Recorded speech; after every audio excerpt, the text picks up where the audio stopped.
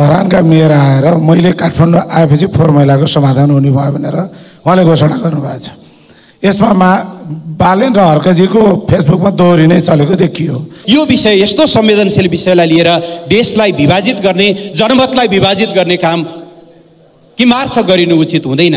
एउटा अवसर प्राप्त भएको छ, छिटोभन्दा छिटो यो टुङ्ग्याउनु जरुरी छ। फोहोर मैला काठमाडौँको व्यवस्थापन गर्न सकेको छैन। मल नदिएर किसानको उत्पादन, अन्नबालीको उत्पादन घट्नेवाला छ। ठेकदारले सरकारलाई टेर्दैन। सबै क्षेत्र अस्तव्यस्त भएको हेर्दा मङ्सिर 4 गतेसम्म पर्खने कि गठबन्धनले सरकार मुलुकको हितमा छोड्दिने हो सरकार। न महानगरले कुनै योजना प्रस्तुत गरेको देखिन्छ, न सरकारले गरेको देखिन्छ। उही पुरानै पाराबाट चाहिँ तपाईँको फोहोरलाई माटोले पुरेर व्यवस्थापन गर्ने, नयाँ प्रविधि भित्राएर यसलाई समाधान गर्ने तर्फ कसैको ध्यान आकर्षण भएको देखिएन। केवल एउटा समुदायको मात्रै समस्या बनाउने, त्यसलाई राजनीतिकरण गर्ने र त्यसका आधारमा कुनै दल त्यो समुदायको एकदम हिमायती, कुनै दल त्यसको विरोधी भन्ने ढङ्गले जसरी विभाजन गर्ने, राष्ट्रिय एकतालाई खलल पुर्याउने ढङ्गले बहसहरू गर्ने गरिन्छ, ती सर्वथा आपत्तिजनक छन्। अब त बेला भए जस्तो देखिएको छ। मुलुक साह्रै अस्तव्यस्त भयो। गठबन्धनले मुलुकले खप्न नसक्ने अवस्था पुग्यो। सभामुख महोदय, 4 बुँदे सहमतिपछि पनि आज फोहोर नउठ्ने परिस्थिति सिर्जना भएको छ, किनभने त्यहाँको जनताको समस्यालाई अलि नजरअन्दाज गरेको देखियो।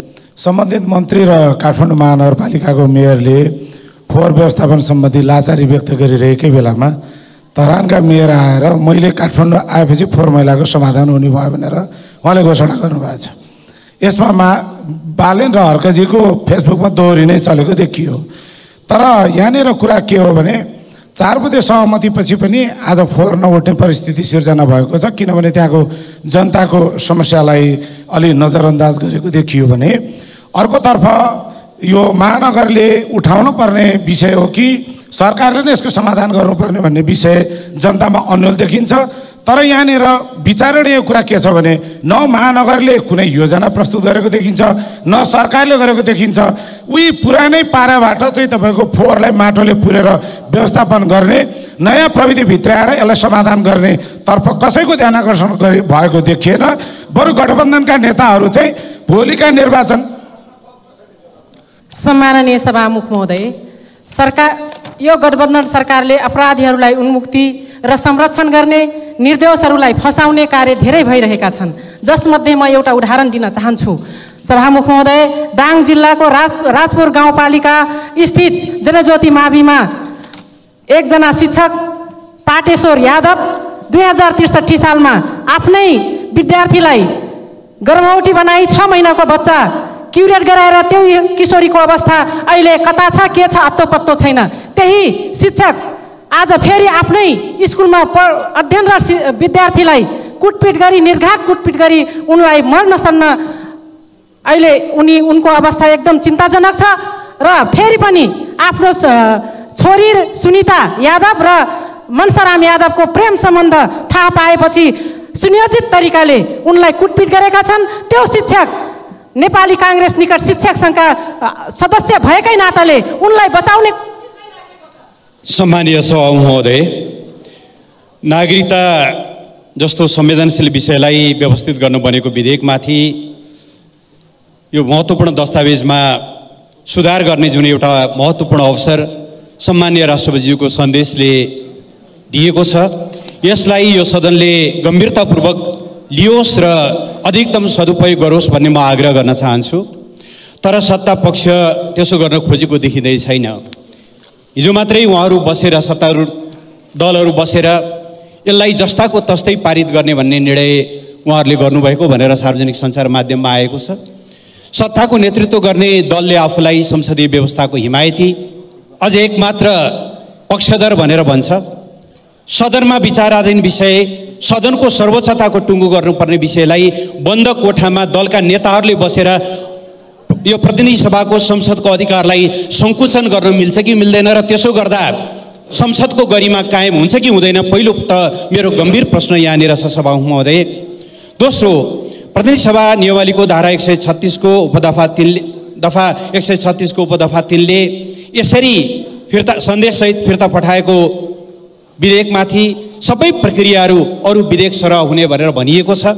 म आग्रह गर्न चाहन्छु त्यो नियमावलीको दफा 111 र दफा 107लाई गम्भीरतापूर्वक ध्यानमा राखेर प्रत्येक मान्यजीहरूको संशोधन राख्न पाउने अधिकारलाई सुनिश्चित गरिनुपर्छ र यति गम्भीर विषयमा जनताको प्रतिक्रिया लिने कुरालाई समेत यो सदनले अगाडि बढाउनुपर्छ भन्ने म आग्रह गर्न चाहन्छु।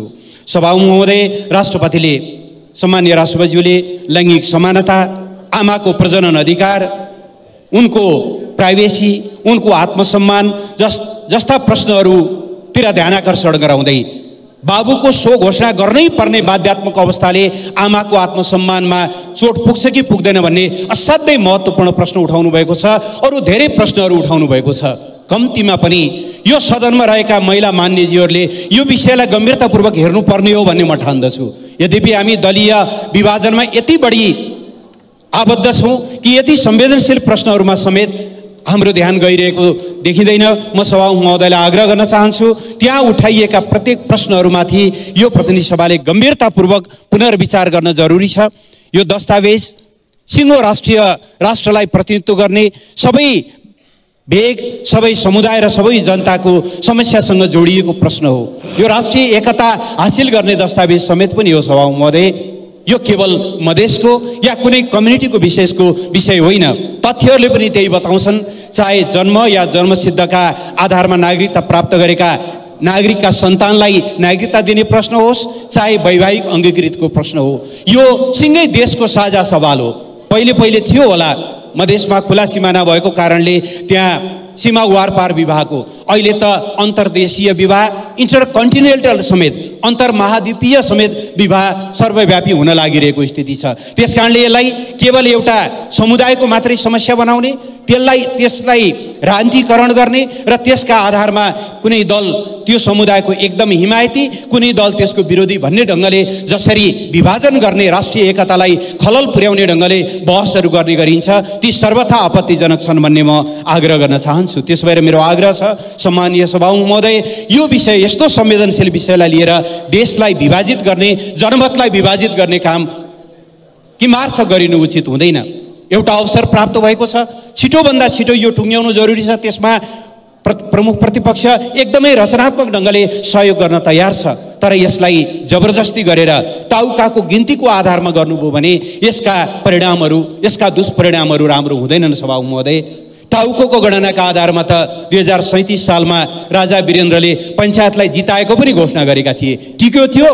टिकेन। त्यसो भएर टाउकाको गणना ठुलो कुरा होइन, विवेकको गणना चाहिँ सबभन्दा ठुलो कुरा हो। सम्माननीय राष्ट्रपतिज्यूले उठाउनुभएका आमाको प्राइभेसीसँग, आमाको गरिमासँग, नागरिकको प्रादेशिक पहिचान हुनेछ, पहिचान सहितको नागरिकता भन्ने संविधानको व्यवस्थासँग, या अन्य अहिलेसम्म नागरिकता सम्बन्धमा उठेका यावत प्रश्नहरूलाई एकमुष्ट समाधान गरेर यसलाई एउटा सर्वस्वीकार्य दस्तावेज बनाइयोस् भनेर उहाँले हामीलाई दिनुभएको अवसरलाई हामीले त्यही रूपमा, त्यही गम्भीरताका साथ लिनुपर्छ भन्ने म आग्रह गर्न चाहन्छु। अहिले सत्तासँग हेड काउन्टमा तपाईँहरू बढी हुनुहोला, तर यो प्रश्न हेड काउन्टले टुङ्ग्याउने विषय हो भन्ने मलाई लाग्दैन।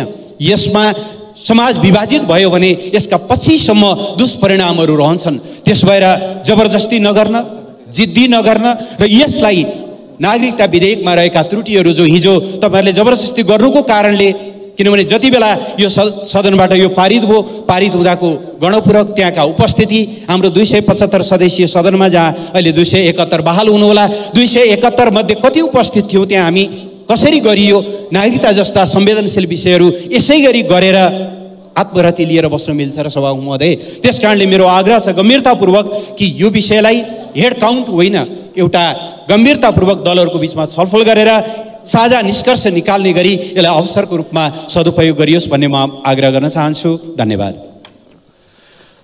माननीय सदस्यहरू, बोल्ने मान्य सदस्यहरूको सङ्ख्या बढी भएको जिम्मेवारीपन प्रस्तुत गरिरहेको छ। सेवाग्राहीले सेवा पाउन सकेको छैन, फोहोर मैला काठमाडौँको व्यवस्थापन गर्न सकेको छैन, मल नदिएर किसानको उत्पादन, अन्नबालीको उत्पादन घट्नेवाला छ, ठेकदारले सरकारलाई टेर्दैन, सरकार सार्वजनिक खरिद ऐनलाई संशोधन गर्न पनि ल्याउँदैन, सबै क्षेत्र अस्तव्यस्त भएको हेर्दा मङ्सिर 4 गतेसम्म पर्खने कि गठबन्धनले सरकार मुलुकको हितमा छोड्दिने हो सरकार, अब त बेला भए जस्तो देखिएको छ। मुलुक साह्रै अस्तव्यस्त भयो, गठबन्धनले मुलुकले खप्न नसक्ने अवस्था पुग्यो। सभामुख महोदय, धन्यवाद। मान्य श्री चाँद तारा कुमारी। सम्माननीय सभामुखज्यू, काठमाडौँ नेपाली सेनासँग संयुक्त सैन्य अभ्यास गर्न अमेरिकी सेनाको टोली सोमबार काठमाडौँ आएका छन् र क्याप्टेन ब्लेक डुकारेलको कमान्डमा आएको 16 सदस्यीय टोलीले एक्स ब्यालेन्स नेल सैन्य अभ्यास नेपाली सेनासँग संयुक्त गर्नेछन्। 1 महिनासम्म चल्ने नेपाली सेनाको रेन्जर गणका 80 जना सेनाको यो अभ्यासमा सहभागी हुनेछन्। यो अभ्यास 2060 सालदेखि नै गर्दै आइरहेको छ। यो 39औं संस्करण हो, तर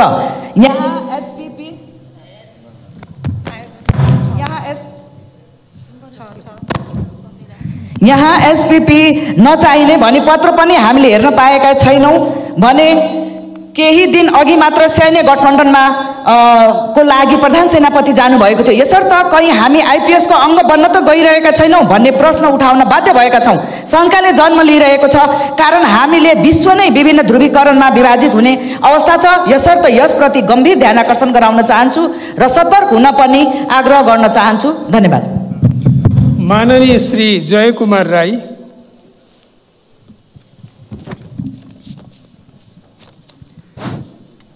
सभामुख महोदय, देशभरका सडक पुलहरू समयमै ठेकदारले सम्पन्न नगरिदिँदा नागरिकहरूले कष्टपूर्ण यात्रा गर्नु परिरहेको छ। यसको ज्वलन्त उदाहरण हो जोगमुनि किमाथाङका कोशी हाइवे 6 लेन सडक विस्तार अन्तर्गत तरा र धरान 4 कोसे जङ्गल क्षेत्रमा 8 महिनादेखि सडक निर्माण कार्य बन्द गरेर ठेकदार बेपत्ता छ। यात्रुहरू धुलो र हिलोले गर्दा कष्टपूर्ण यात्रा गरिरहेका छन्। त्यसैले सडक निर्माण कार्य तुरन्त सुचारू गर्न भौतिक पूर्वाधार यातायात मन्त्रीको ध्यान आकर्षण गर्न चाहन्छु। धन्यवाद। माननीय श्री झपट बहादुर रावल।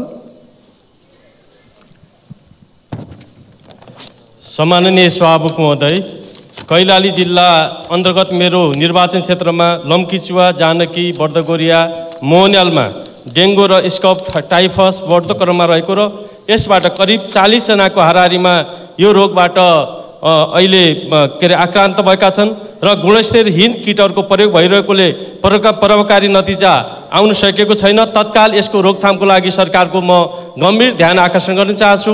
यसैगरी सीमा क्षेत्रमा भारतले नेपाली नागरिकलाई दिने दुःखको एउटा घटना म सुनाउन चाहन्छु। बम थर भएकै कारणले जानकी गाउँपालिका वार्ड नम्बर 8 कैलालीका महेन्द्र बम 2079 जेठ 1 गते मानपुर टपरा बर्दिया मामाको घरबाट रोजगारीको लागि भारत गुजरात जाने क्रममा भारतीय वन विभागका कर्मचारीले नेपाल भारत सीमाबाट समातेर लगेको छ र सोध्ने क्रममा बम भएकै कारणले गर्दा जिस्किएर बम होइन भन्दै फेरि जिस्किन थालेपछि म बमै हो भन्दा बम होइन भनेर अहिले यातना दिएर करिब मलाई अहिले वन विभाग उत्तर प्रदेश।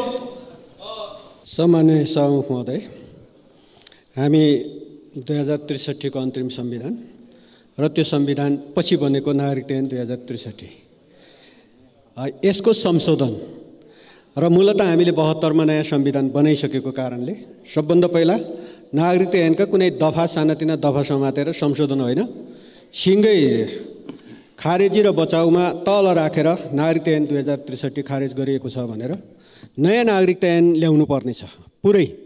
र हामीले नागरिकता सम्बन्धी संविधान 2072 ले निर्दिष्ट गरेको बाटो त्यो अनुसार हामीले नागरिकता समायोजन गर्नुपर्छ। नागरिकता ऐन त्यो अनुसार नागरिकता ऐन समायोजन नगरेको कारणले नै राष्ट्रपति महोदयले वास्तवमा यो सन्देश यहाँ पठाइएको हो र संविधान एकातिर नागरिकता ऐन अर्कोतिर र 63 को अन्तरिम संविधानले बोले अनुसारको नागरिकता ऐन बोकेर अनि त्यसका केही ठाउँहरूमा संशोधन गरेर अनि त्यसपछि के न यहाँ हामीले कसलाई नागरिकता दिन खोज्यौँ कसलाई दिन खोजेनौँ भन्ने जस्ता बहसमा हामी उत्रिरहेका छौँ। कसले भनेका छौँ नागरिकता दिन खोजेका छैनौँ, सबैलाई नागरिकता दिनै पर्छ नि, नेपालीहरूलाई नागरिकता दिँदैनौँ भनेर कसले भनेका छौँ र? तर हामीले नेपालमै जन्मेका नेपालका आमाका सन्तानहरू खास गरी छोरीहरू जसको वंशको तपाईँ अधिकार सुनिश्चित गर्दैनौँ तर विवाह गरेर आइसकेकाहरूले नागरिकता पाएको कुरामा कसले यहाँ विमति गरेको छ? तर विवाह गर्नेवाला भविष्यमा कोही नेपाली पुरुषले कोही विदेशीलाई विवाह गर्लान्, अरे कोही महिलालाई विदेशी महिलालाई, त्यसको लागि पो सुरक्षित गरिरहेछौँ त हामीले। अरू कतै आइसकेको नेपालमा बसेकाहरूको नागरिकताको सुनिश्चितताको कुरामा कसले अवरोध गरेको छ र?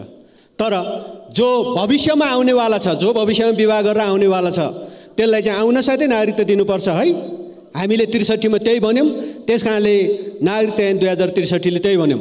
तर हामीले 72 को संविधान बनाउँदै गर्दा सबैमा सहमति थियो कि हामी यो ढङ्गले नजाउँ र केही न केही प्रावधान राखेर जाउँ भनेर भन्दाखेरि आज त्यो प्रावधानलाई संसदको खास गरी तपाईँको चाहिँ करिब 22 महिनाभन्दा बढी राज्य व्यवस्था तथा सुशासन समितिले छलफल गरेर पारित गरेर आइसकेको विषयलाई समेत हटाइदिएर अनि त्यस पछाडि सहमति भएन भन्ने आधारमा अनि त्यस पछाडि नयाँ बखेडा यो संसदमा सिर्जना गरेको कारणले नै एउटा संविधानको संरक्षक राष्ट्रको अभिभावकले संविधानको संरक्षकत्वको भूमिका निर्वाह गर्दा एउटा राष्ट्रको अभिभावकत्वको भूमिका निर्वाह गर्दा किन कोकोलो किन कराउनु पर्यो, किन विरोध गर्नु पर्यो? कि हामीले यो मुलुकलाई त्यसै वास्तवमा यो मुलुकको सम्पूर्ण राष्ट्रियता, यो मुलुकको सार्वभौम सत्ता वास्तवमा हामीले यो मुलुकमा बस्ने नागरिकहरूले नै संरक्षण गर्छन् भन्ने कुरामा कसको दुई मत छ र? त्यसो भएको कारणले सम्पूर्ण म यस हलका सबै मान्य सदस्यज्यू सभामुखज्यूलाई पनि म आग्रह गर्न चाहन्छु कि वास्तवमा एउटा सम्माननीय सभामुख महोदय, अब यो हाम्रो सरकारलाई के सल्लाह छ भने यो पुनः नागरिकता विधेयक राष्ट्रपतिज्यूका पठाउनु पर्ने होला। यो उक्त विधेयक राष्ट्रपति कार्यालयमा पठाउँदा यो दिउँसो पठाउनु भएन सभामुख महोदय, यो राति पठाउनु पर्यो। किनभने अलि अप्ठ्यारा कामहरू यो राति नै फत्य हुन्छन्, प्रमाणीकरण गर्नुपर्ने होला। त्यसो भए आउनाले यो दिउँसो नपठाउनु होला हाम्रो मन्त्रीज्यूलाई। यो किनभने यो पहिला बानी परिरहेको छ क्या राष्ट्रपति कार्यालय, यो दिउँसो पठाउँदा प्रमाणीकरण हुँदैन, राति 12 बजेभन्दा पछि पठाउँदा प्रमाणीकरण होला। एउटा सल्लाह मैले त्यो दिएँ। अर्को यो प्रतिपक्षले बारम्बार लेखा समिति माग गरिराखेको छ सभामुख महोदय। यो उहाँहरूसँग अर्को 4वटा समिति पनि छन्, त्यो 4वटा समिति फिर्ता गर्नुभयो भने त्यो समिति उहाँलाई फिर्ता गरिदिउँला सभामुख महोदय। हस्, धन्यवाद। माननीय श्री गणेश कुमार पहाडी।